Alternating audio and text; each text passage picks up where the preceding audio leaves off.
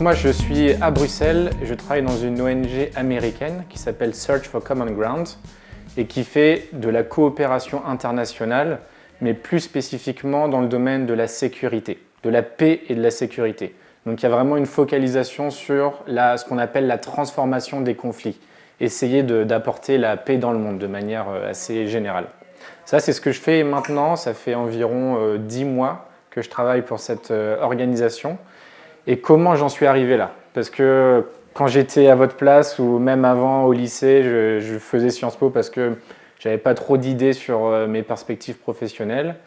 Et en fait, je pense qu'il faut revenir, la genèse de mon parcours, il faut revenir vraiment à la sélection du master. Et moi, j'ai fait le master politique international. Je crois qu'il existe encore à Bordeaux actuellement. Ouais, ok. Donc le master pays. J'ai beaucoup hésité entre le master politique international et le master carrières européennes. On pourrait y revenir un peu plus tard si vous voulez. Finalement, j'ai décidé de m'orienter dans les relations internationales plutôt que la carrière européenne. J'ai fait mon master pendant 2 ans. Et après ça, parce que j'avais quand même envie de me spécialiser dans l'action extérieure de l'Union européenne et le milieu institutionnel, j'ai postulé au Collège de l'Europe, donc à Bruges, pour me donner une coloration européenne et un petit peu plus de légitimité dans le domaine européen. Donc, on pourra revenir là-dessus un petit peu plus tard si vous voulez également. J'ai fait mon année au Collège d'Europe, donc ça dure 1 an, c'est un master de spécialisation. Et c'est vraiment à Bruges que je me suis spécialisé sur les politiques de développement européennes et plus particulièrement l'action en Afrique.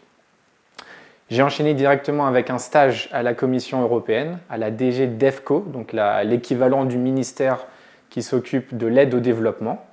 Donc c'était un stage de 5 mois qui a ensuite débouché sur une expérience en centre de recherche. En anglais, on dit think tank. Donc c'est un institut un petit peu mixte qui fait à la fois de la recherche et à la fois du lobbying. Et j'étais toujours sur les questions de coopération internationale entre l'UE d'une part et l'Afrique d'autre part.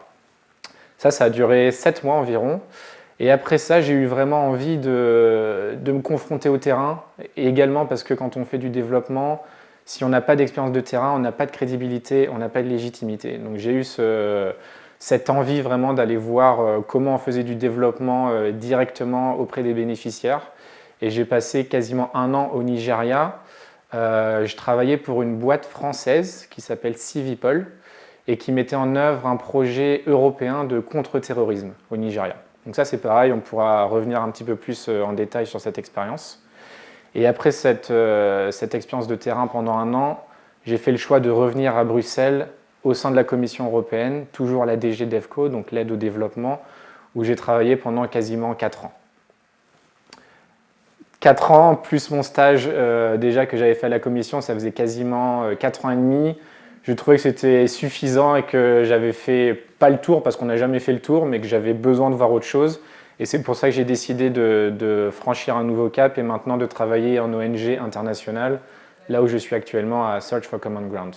Donc voilà un petit peu pour mon parcours général. Je me demandais pourquoi vous avez choisi le master politique international et non pas, je sais pas, coopération internationale et développement, puisque ça correspond à ce que vous faites. C'est une bonne question. Généralement, quand on me pose cette question, moi, je suggère aux étudiants de choisir ce qu'ils aiment faire. Pourquoi j'ai pas pris le parcours carrières européennes? Parce que j'avais pas forcément envie d'avoir beaucoup de droits de l'Union européenne, le droit communautaire, droit de la concurrence, etc. C'est pas des matières qui m'intéressaient. Par contre, moi, quand j'étais étudiant à Sciences Po, j'adorais tout ce qui était les théories, mettre en lumière un problème contemporain à partir voilà, des questions académiques qu'on peut poser. C'est pour ça que j'ai choisi d'aller dans le master politique international, qui, en tout cas à mon époque, était, comme tu l'as dit, assez théorique. Plus que d'autres masters, notamment donc le master de coopération s'appelait CID à mon époque, qui était plus, ouais, c'est le même, ok. Donc qui était plus effectivement en lien avec le terrain. Et tu as raison, c'est exactement ce que je fais maintenant. Je pense que si j'avais dû choisir un master en adéquation avec mon milieu professionnel, ça aurait été le master CID. À l'époque, je pense qu'il y a aussi une question de maturité, ça ne m'intéressait pas. Donc ça montre aussi que ton projet il va sûrement évoluer. Il y a peut-être quelque chose que tu as envie de faire maintenant, plus tard, dans 5 ans, ce sera différent. Moi, quand j'étais à Sciences Po, Je ne voulais pas faire de la coopération au développement. C'était l'Union européenne qui m'intéressait, mais l'action extérieure de l'Union européenne. Donc c'est pour ça que j'ai décidé d'aller dans le master politique internationale.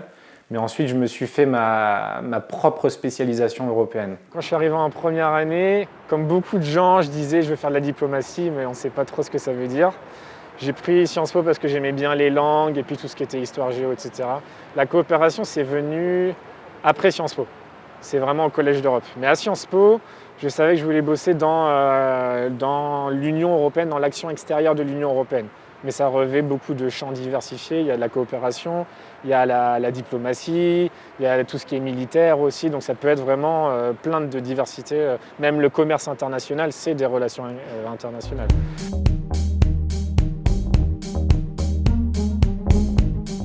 En fait, moi j'ai eu la chance, après mon Erasmus, donc j'avais fait mon Erasmus en deuxième année en Angleterre, et ensuite j'ai fait en 5A un échange académique, ils appelaient ça échange académique, à Bruxelles, parce que je faisais mon mémoire sur l'Union européenne, et dans le cadre du Master Pays, on m'avait donné la possibilité soit de partir à Séoul, en Corée, soit de partir à Bruxelles, en Belgique, ou alors de partir à Laval, au Québec.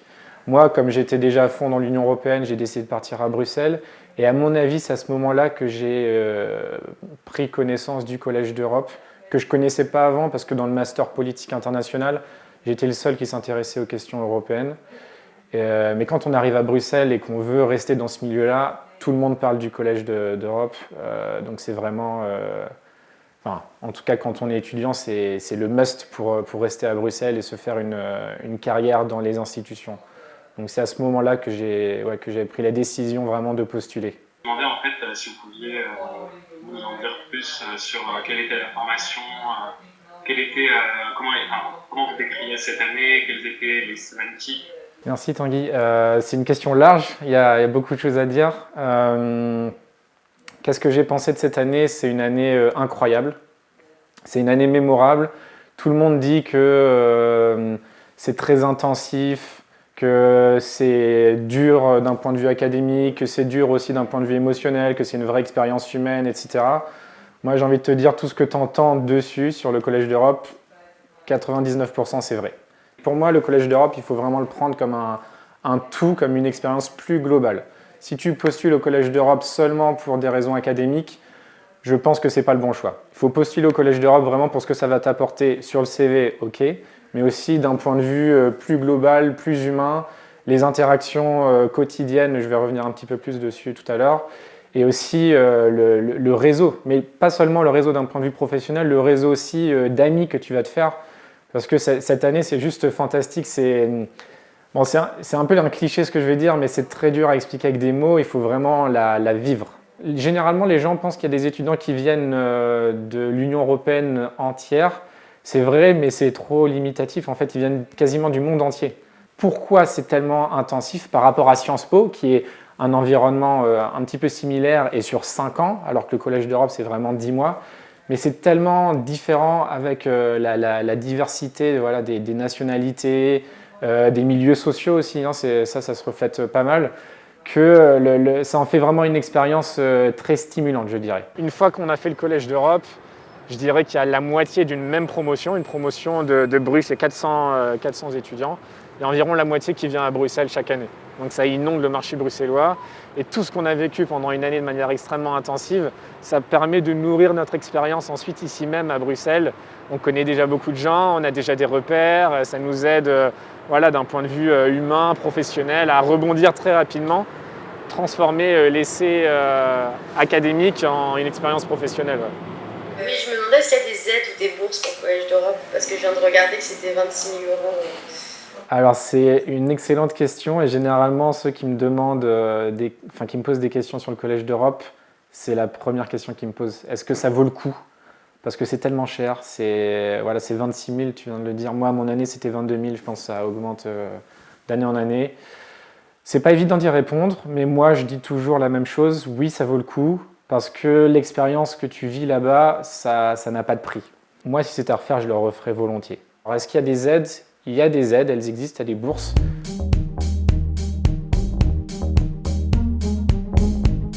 J'ai fait le choix d'aller passer 1 an au Nigeria. C'était un projet européen de contre-terrorisme. Le but du projet, c'était vraiment d'aider le gouvernement du Nigeria et les organisations de la société civile d'augmenter leur réponse pour lutter contre Boko Haram. Donc il y avait d'abord une réponse militaire, il y avait une réponse de communication stratégique sur les réseaux sociaux aussi. Il y avait aussi une fédération des organisations de la société civile, parce que la coopération internationale, ce n'est pas que le niveau institutionnel et gouvernemental, ça doit aussi venir de la société civile et des associations. Donc il y avait tout ce terreau associatif avec lequel on essayait de travailler. Et il y avait aussi un quatrième domaine, c'était la déradicalisation dans les prisons nigérianes. Donc comment on traite les prisonniers Boko Haram une fois qu'ils sont dans les prisons pour essayer de couper le cercle vicieux de la radicalisation, etc. Ça m'a appris énormément de choses, positives et négatives. Ça m'a appris déjà l'humilité. En arrivant au Nigeria, j'ai appris que quand on commence dans le monde professionnel, on commence tout en bas de l'échelle hiérarchique. Au lieu d'aller réformer les grandes politiques, les stratégies internationales, on commence par gérer des budgets. Donc j'ai passé le plus clair de mon temps sur Excel à checker la conformité de certaines lignes budgétaires. Et c'était ça vraiment le cœur de mon travail pendant quasiment 1 an. J'avais déjà connu le bureau institutionnel au sein de la commission, plutôt sur la réflexion académique au sein du centre de recherche. Et comme je l'ai dit au début, dans le développement, dans la coopération internationale, on n'a pas de crédibilité, on n'a pas de légitimité tant qu'on ne s'est pas confronté vraiment au terrain. Et ça, les recruteurs le savent, et vous ne pouvez pas faire une carrière dans la coopération au développement ou même les relations internationales plus largement si vous n'avez pas un certain nombre d'années ou d'expérience sur le terrain. Pourquoi ? Parce que la majorité du travail de la coopération se fait sur le terrain, premièrement, et deuxièmement, ça évalue aussi votre capacité de résilience.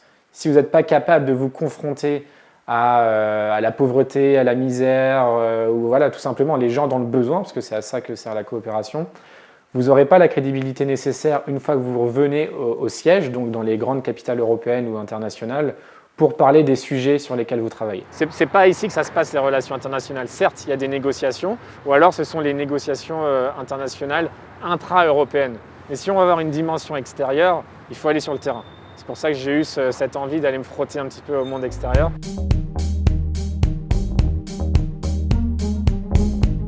Ça a été une démystification, je pense, à 2 niveaux. Premièrement, quand on commence à faire du terrain, ou même quand on vient de terminer les études et qu'on veut faire une carrière dans les relations internationales, on a tout de suite l'envie de changer le monde. Généralement, quand on écrit des mémoires ou des dissertations, c'est sur les grandes politiques qui régissent le monde. L'ONU, les directives européennes, les choses comme ça, les grandes déclarations, les speeches des hommes politiques. Et en fait, la première démystification, elle arrive quand on commence à rentrer dans le monde du travail et qu'on se rend compte qu'on est tout petit dans le monde de la coopération au développement et qu'on va commencer tout au bas de l'échelle comme n'importe quelle autre personne. Donc avant de révolutionner les grandes politiques, il faut d'abord commencer par mettre en œuvre les politiques qui sont existantes. Et ça, c'est vraiment ce que je me suis pris en pleine face en arrivant au Nigeria. J'avais des idées très concrètes sur la manière de lutter contre Boko Haram du haut de mes 25 ans et je me suis vite aperçu que je connaissais rien et que déjà il y a des experts qui connaissaient bien mieux les choses que moi et que dans tous les cas, pour mettre en œuvre les programmes, il y a une grosse partie, c'est de l'opérationnel. Donc c'est de la gestion de budget, c'est de la logistique, c'est de la finance, c'est de l'organisation d'événements. Voilà, tous ces domaines en fait qui font que les activités d'un projet peuvent être mises en œuvre et qui participent ensuite à la réalisation des objectifs plus larges. Quand je suis arrivé au Nigeria, j'ai découvert des nouvelles manières de penser. Par exemple, qu'est-ce qu'on pense de Boko Haram au Nigeria, qui était complètement différent de ce qu'on pensait, de la compréhension qu'on avait du phénomène ici en Europe par exemple. Ensuite, je suis revenu à Bruxelles, qui était dans un environnement européano-centré. C'était des manières de raisonner différentes. Je suis reparti au Congo, qui est aussi un peu plus proche de mes origines, puisque mon père est congolais. C'était une manière complètement nouvelle de voir les choses. Qu'est-ce qu'on entend par développement ? Ça ne veut pas dire la même chose, le développement pour un fermier, par exemple, de Goma, et pour un technocrate ici basé à Bruxelles. Donc c'est ce genre de questionnement qui, moi, m'anime et je trouve ça vraiment passionnant.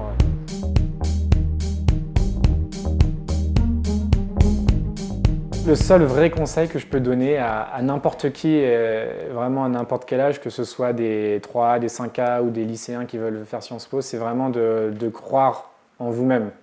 Vous allez être confronté à tous les niveaux, à plein de barrières différentes, des gens qui vous feront pas confiance, des portes qui se fermeront parce que vous n'êtes pas assez ceci, pas assez cela. Si vous vous mettez des barrières vous-même, vous n'y arriverez jamais.